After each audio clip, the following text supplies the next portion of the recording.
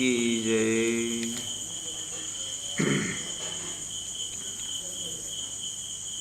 अटकले एकेम पामिए ए तो नहीं पंथ प्रपंच एने पगले न पहुँचाए जिहाँ चौकस न कीजे चित्त मारा सनमंदी करके प्रकरण प्रारंभ हुआ था।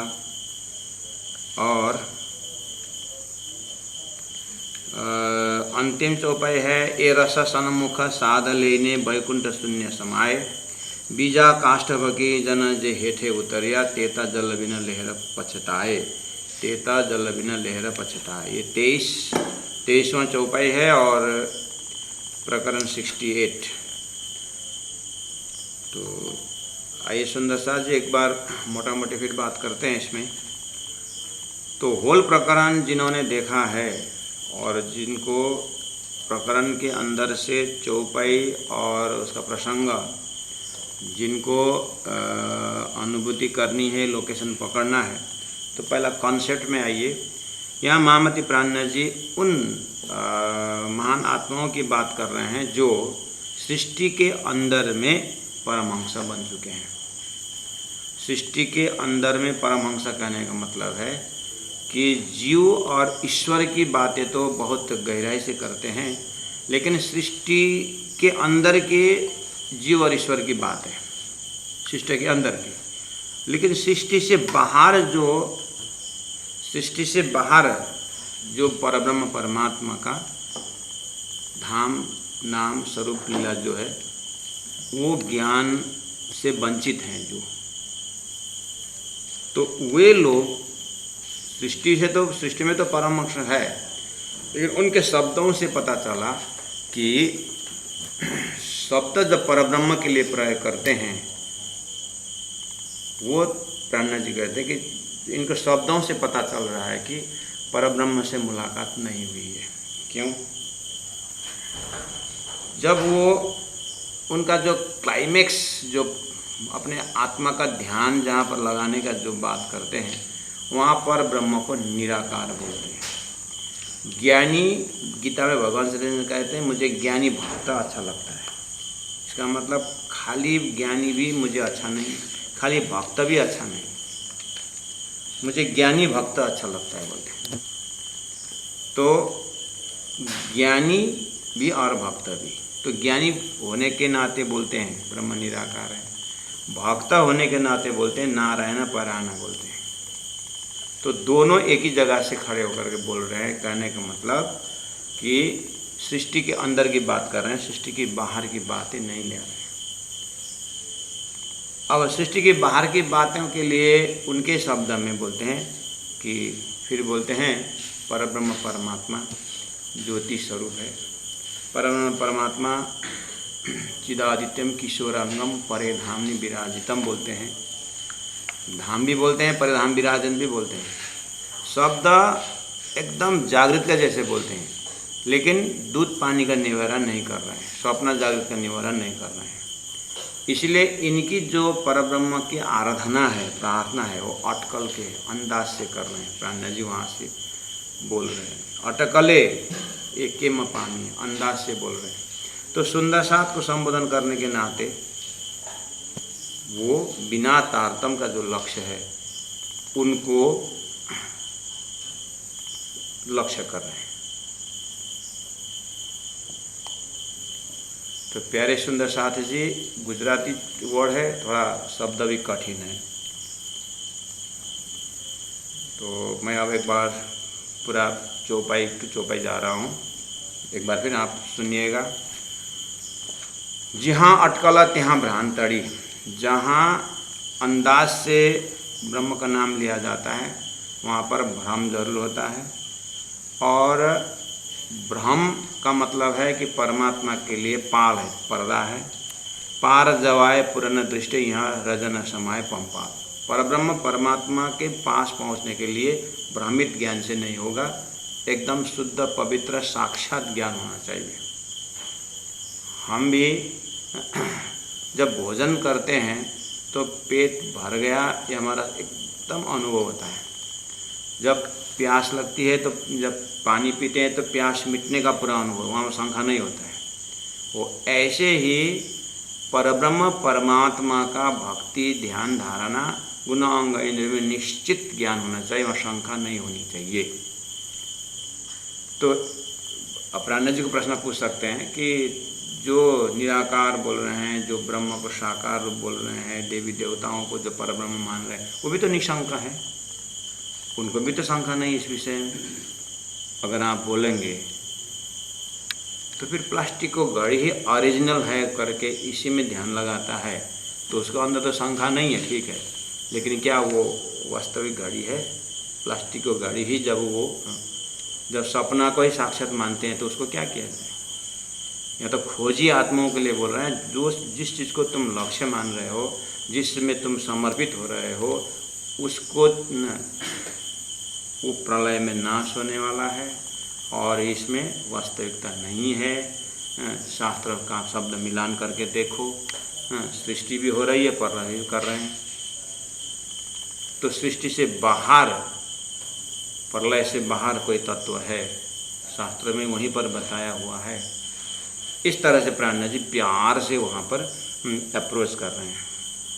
और प्राण जी को डायरेक्ट प्रश्न पूछेंगे, प्राण जी से अपने तरफ से प्राण जी बोल ही रहे हैं, यहाँ सर्वने साख पुराविए, गुण अंग इंद्रियों से साक्षी देना चाहिए। और दूसरी जगह बोले गुण अंग इंद्रियों नहीं पहुँचता है, तो प्राण जी बोलते हैं गुण अंग इंद्रियों नहीं पहुँचता है, ठीक है, शास्त्र का कहना, वो स्वप्न का गुण अंग इंद्रिय नहीं पहुँचता है ब्रह्म तक, लेकिन ब्रह्म के धाम में जो आत्माएं हैं, सोया हुआ शरीर का गुण अंग इंद्रिय जो है वो तो जागृत का अनुभव करता है, लेकिन सोया हुआ शरीर से जो सुरता स्वप्न में जाता है और स्वप्न में जो अनुभव करता है वो जागृत में नहीं आता है। स्वप्न का शरीर जलता है, स्वप्न का शरीर में कोई चोट लगता है, लेकिन जागृत में तो नहीं आता, लेकिन अनुभव तो जरूर आता है, लेकिन जागने के बाद आता है। वो ऐसे ही स्वप्न के बुद्धि का गुण इंद्रिय नहीं पहुँचता है, प्राण जी कहना वो है।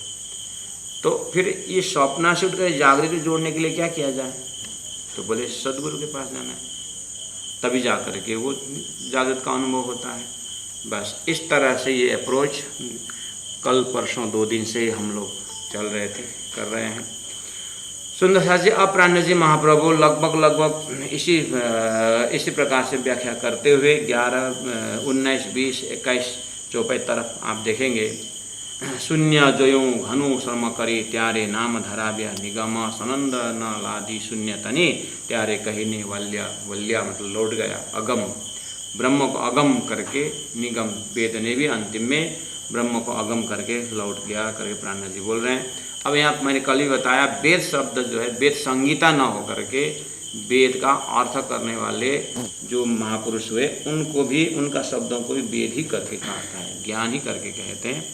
तो उन लोगों ने, वेदों ने जब कुछ संकेत तो कहा, लेकिन वो संकेत भी न समझने के कारण उन्होंने फटाफट अर्थ करे। जैसे दिव्यो अमूर्त पुरुषः करके जब वेद ब्रह्म के विषय में बोल रहा है, तो अमूर्त पुरुषः जैसे वेदों का मिला, उन्होंने क्या कहा, क्या कर दिया, अमूर्त पुरुष मतलब मूर्ति नहीं है, वो निराकार है करके ये टीका करने वाले, वेदों को अर्थ करने वालों ने ब्रह्म को निराकार कर दिया। जबकि वेद का मंत्र दिव्यो ही अमूर्त पुरुषः बोल रहा है, तो पुरुष बोलने में आकार है ना, लेकिन अमूर्त करने मतलब जो प्राकृतिक मूर्ति जो है, प्राकृतिक जो नाश होने वाला स्वरूप है वो नहीं है। प्राण जी वो बोल रहे हैं, वेद की टीका तुम भी करते हो, वेद हम भी पढ़ते हैं, तो प्राण जी तुमने अमूर्त का अर्थ क्या लगाया कि ब्रह्म निराकार बोल दिया। वेद अपने आप में ब्रह्म को निराकार नहीं बोल रहा है, अर्थ करने वाले फटाफट उसको निराकार अर्थ कर दे, क्योंकि वेद आया है महाकारण से और अर्थ करने वाले स्वप्न के, तो स्वप्न के बुद्धि को, उसको उत्पत्ति ही निराकार से हुआ है, उसके उत्पत्ति ही निराकार से हुई है उनकी। तो जैसे आपके स्वप्न के जितने भी हैं आपके निंद्रा रूपी अज्ञान से उत्पन्न हुआ है, ऐसे सृष्टि मोह अज्ञान भरमन कर्म काल और शून्य, ये 9 गुण जो माया के इससे उत्पन्न हुए, इसलिए इनकी बुद्धि से वेदों का अर्थ नहीं खुल रहा है। जबकि वेदों ने दिव्यो ही अमूर्त पुरुष और बाह्य अभ्यंतर ह्यमन शुभ ही अक्षरात परत पर, अक्षर से परे बताया, जो गीता में उत्तम पुरुषस्त्वन्य करके बताया है। अगर वेदों का अमूर्त का अर्थ निराकार होता वेदों का अपने आप में, तो फिर पुरुष शब्द क्यों आता? पुरुष बोलने के बाद तब आकार में दिखाई दे रहा है। और जब एक बार उसने अमूर्त का, एक बार उस बुद्धि ने अमूर्त का अर्थ निराकार लगा दिया, बस उसके बाद फिर वो शुद्ध साकार में वो चढ़ेगा ही नहीं, बहुत मुश्किल पड़ेगा। बुद्धि में वो बैठ गया। अब बाकी जो अर्थ है, जैसे परमात्मा, परम ज्योति, परम धाम, परागति, सर्व वेदांत सारोहम, सर्वशास्त्र सुनिश्चित। यहाँ क्या बोला? परमात्मा, परम ज्योति, परम धाम, परागति। जब धाम शब्द आ रहा है तो निराकार के लिए धाम चाहिए, तो धाम क्यों बता रहा है? चिदादित्यम किशोरंगम परे धामनि विराजितम। किशोर स्वरूप परब्रह्म परमात्मा माना हुआ है। और उपनिषदों में अर्थ आता है ब्रह्म के आगे पीछे नीचे ऊपर सब ब्रह्म ही ब्रह्म है करके लिखा हुआ है। तो ब्रह्म अगर निराकार हो तो आगे पीछे होता है? बस एक शब्द अमूर्त बोल दिया था, वो प्राकृतिक मूर्ति नहीं है, वो चैतन्य मूर्ति है बोलने के लिए पुरुष शब्द यूज किया था, लेकिन अर्थ करने वालों ने फटाफट निराकार अर्थ कर दिया। अब यही चीज़ जो है ब्राह्मणों ने, ज्ञानियों ने पकड़ करके धरती में वेद क्या बोल रहा था और क्या अर्थ लगा दिया। तो प्राण्य जी उसको खंडन कर रहे हैं, वेदों का खंडन नहीं कर रहे। वेदों का अर्थ नहीं समझने वालों को प्राण्य जी यहाँ पर प्रश्न भी फेंक रहे हैं और इनका निंदा कर रहे हैं कि पूरी तरह समझे भी नहीं कैसे तुमने अनर्थ अर्थ कर दिया। तो यहाँ अब कहा कुलिये तेले मुख विप्रौने। अब कलयुग के बुद्धि उसमें भी ऐसे निराकार अर्थ लेकर के करी आप ही व्रत भाख, इस तरह से अपने आप को व्रत भख, मतलब ये ज्ञान का विस्तार करने वाले, बोलने वाले, भाखा बोलने वाले हो गए। वेद सनमुख चढ़िया जारे ऊंचा त्यारे मूला हता पताल। अब जैसे वेद ब्रह्म को ढूंढने गया, ब्रह्म ने, वेदों ने अमूर्त पुरुष करके छोड़ दिया।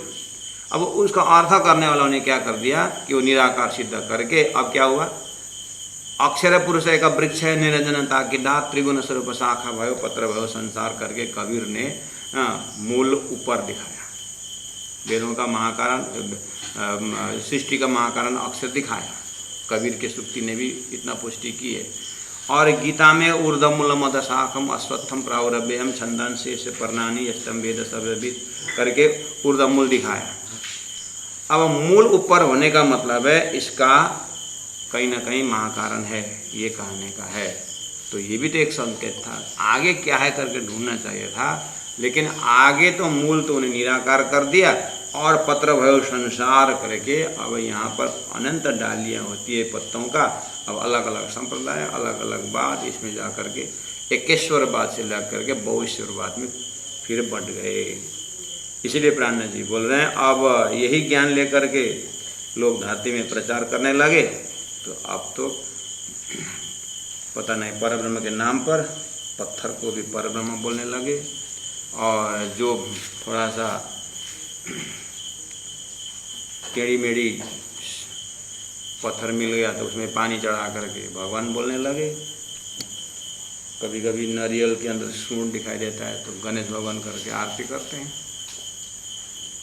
अब ब्रह्म कहाँ रह गए?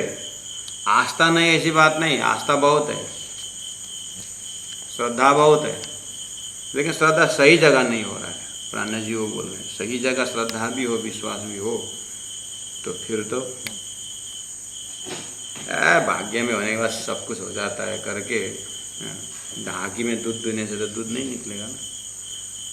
प्लास्टिक का वो बांस का बर्तन है तो बास्केट, बांस का बुना हुआ, नेपाली में डोको बोलते हैं ना, डोको, टोकरी में दूध दोने से भाग्य में होने के बाद दूध आ जाता है करके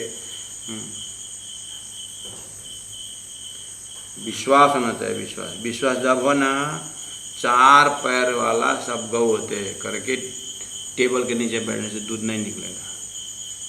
विश्वास भी सही जगह होने पड़ेगा तब दूध निकलेगा। बस यही हालत संसार में हो गया। तो प्राणा जी ने कहा कि कल्प वृक्ष ત્યાં वेद थयो, उन्होंने वेदों को कल्प वृक्ष माना। कल्प वृक्ष मतलब जो सोचा वो हो जाएगा, है भी वैसे ही, अपरुष्य ग्रंथ है, ठीक है। लेकिन कल्प वृक्ष वेद थयो। उसके बाद तेहेनो फल निपनु भागवत, वेदों का सार निपनु मतलब उत्पन्न हुआ, वेदों का सार भागवत है। तो भगवान ने ही ये वेद बहुत कठिन हुआ लोगों को मेरा ब्रह्म चिंतन प्राप्त करने के लिए करे, भगवान ने ही फिर आकर के लीला करके, परमात्मा ने वो लीला को भागवत में रख करके आम जनता तक वो भागवत का रस पिलाने की कोशिश किया। बोले बना पकव रसग्रही मुनि थया। अब ये भागवत रूपी वन, भागवत रूपी वन में पकवा, वन में फल लगा, वो फल है कृष्ण तत्व, उसका रस है ब्रजरास, ग्रही मुनि थया, मुनि मतलब सुखदेव महाराज ने उसका रस पिया। एमा सुके पृछव्या संत, सुके मतलब सुखदेव महाराज ने, पृछव्या मतलब उपदेश दिया साधु संतों। तो सब जितने भी आज धरती में साधु संत हैं सब सुखदेव महाराज के व्याख्या से ही तो ओतप्रोत हैं। व्यास जी ने भागवत लेके, सुखदेव महाराज ने उसको मंथन किए, उसके बाद 88 ऋषि महर्षि को सुनाया, उसमें से एक परीक्षित को भी सुनाया। परीक्षित के लिए विमान आया, बाकी के लिए नहीं आया। वैसे मतलब परीक्षित एकदम एक नंबर श्रोता बने।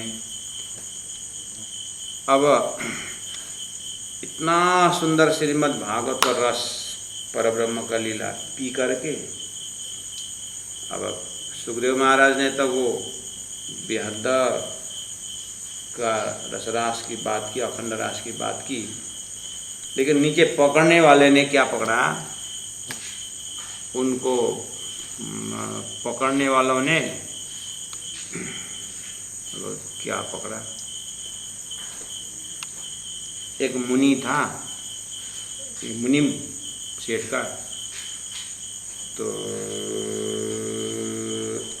वो सीआईडी लोग, इनकम टैक्स वाले आकर के विजिट करने वाले, क्रॉस चेकिंग में आने वाले, उसको सेठ को पता चला। मुनीम को बुलाया जल्दी जल्दी और बोले कि मुनीम डालडा कितने है स्टॉक में? सर 303 है, सब अंडरग्राउंड कर दे, डालडा सब अंडरग्राउंड कर दे, चेकिंग में आ रहा है। हाँ सर करके 30-35 लेबर लगा करके सब डालडा अंडरग्राउंड करने के लिए भेज दिया। तो आधा घंटा 1 घंटा में आ गया मुनीम, सब काम हो गया? हाँ सर काम सब तमाम हो गया, लेकिन एक समस्या है। क्या समस्या है? वो टीन कहाँ रखेंगे?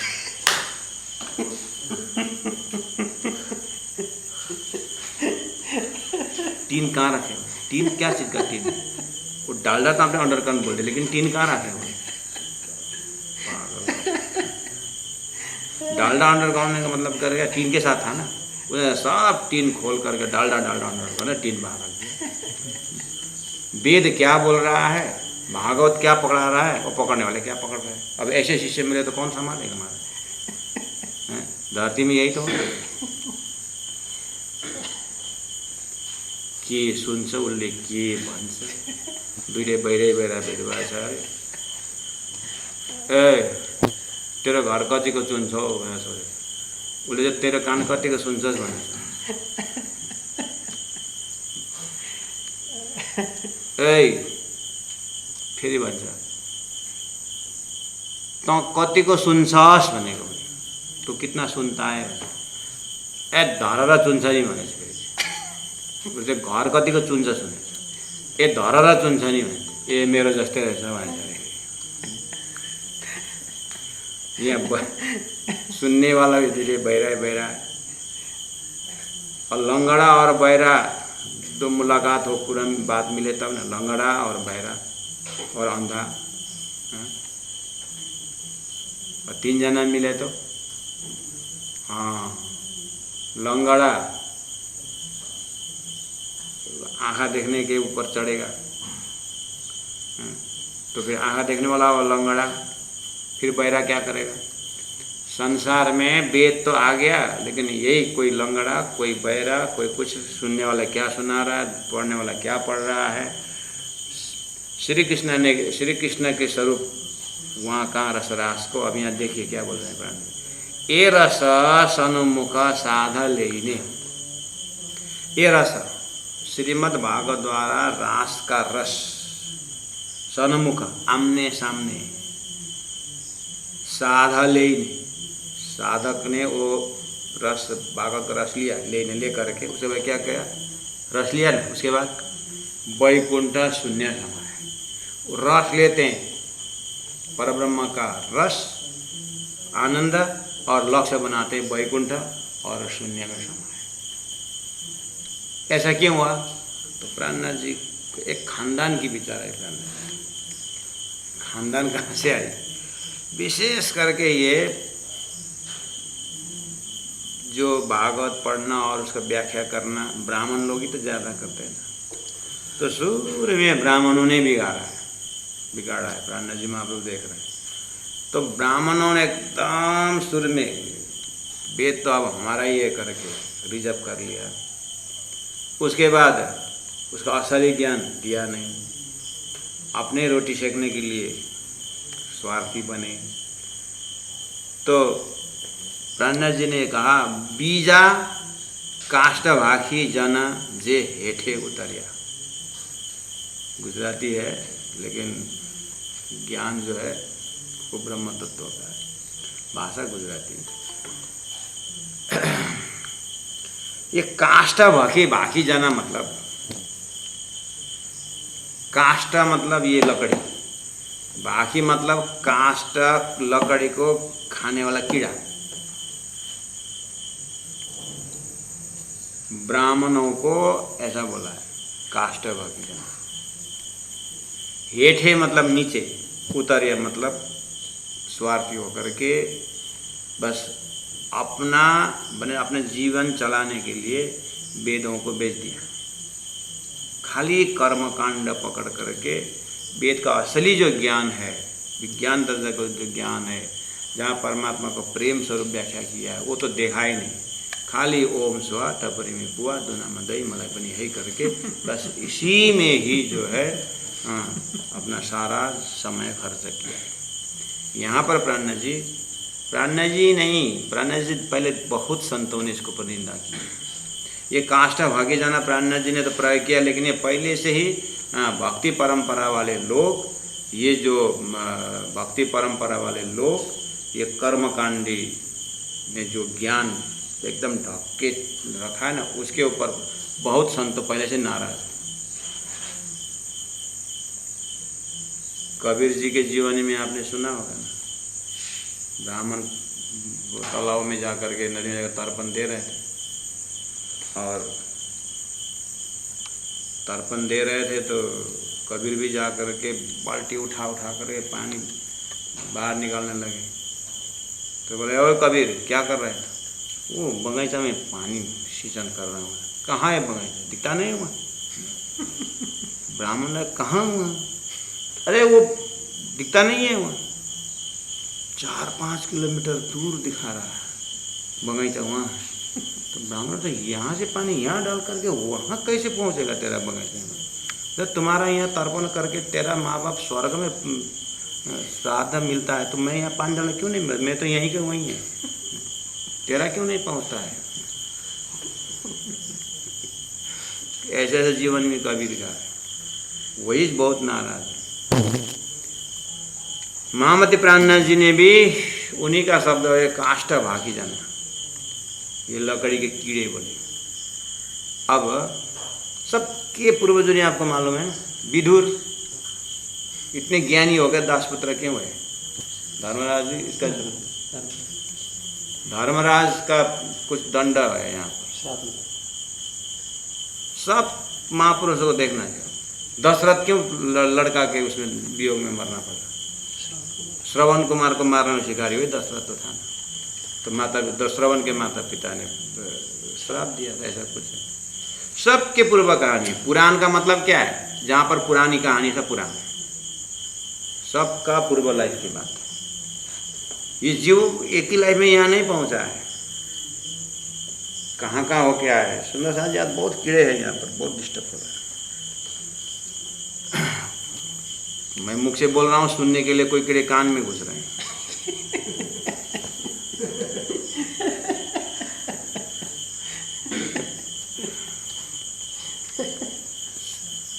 तो ये तो सभी पूर्वजुनी का बात है। तो काष्ठा बाकी, ये काष्ठ खाने जो कीड़े कौन है पता है? रामायण में जो कथा आती है ना,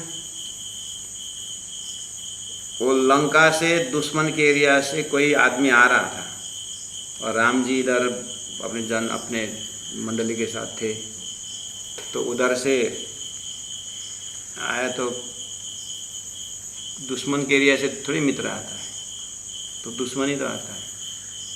तो बाण उठा करके चलाने, तो फिर उसने बोला नहीं नहीं नहीं, ये विभीषण है, विभीषण तो आपके भक्त है। तो विभीषण मेरा भक्त तो दुश्मन से अरे वो उसका भाई है। तो ठीक है, परीक्षा लेते करके एकदम खड़ा रख करके परीक्षा ले रहे हैं। उस समय में विभीषण कसम खाता है। ये त्रेता की बात है, द्वापर में कृष्ण है। तो विभीषण तो ब्राह्मण पुत्र है ना। तो विभीषण ने बोला कि अगर मैं झूठ बोल रहा हूँ तो मैं कलयुग में ब्राह्मण होकर के जन्म लूँ। बोले अगर मैं झूठ बोलता हूँ तो कलयुग में मुझे ब्राह्मण का जन्म मिले, वो राक्षस के एरिया से। तो त्रेता में जितने भी राक्षस थे ना, इस तरह से ये सब कलयुग में ब्राह्मण हो गया है। मैं नहीं बोल रहा हूँ, वही लोग बोल रहे हैं। मैं तो और सबको उद्धार करने की बात कर रहा हूँ। तो उनके ही शब्द में है, मैं राक्षस कुल में हूँ, अगर आके मैं झूठ बोल रहा हूँ तो फिर मैं कलयुग में ब्राह्मण होकर जन्म। तो विभीषण बोल कर लास्ट होने वाले थे, भगवान ने बैठ इतना भयंकर मत खा, तब तो फिर कलयुग में सब ब्राह्मण को लोग कोई नहीं सुनेंगे, बट चुप करके भगवान ने रोक करके। ऐसे कितनी कहानियाँ यहाँ ब्राह्मण के लिए, तो ज्ञान से ब्राह्मण नहीं होता, सब जिसका नाक हाइट वाला हो वो ब्राह्मण। अब नाक तो फिर मंगोल, कभी नाक से कभी कान से, पता नहीं क्या क्या डिजाइन बना। तो शास्त्रों में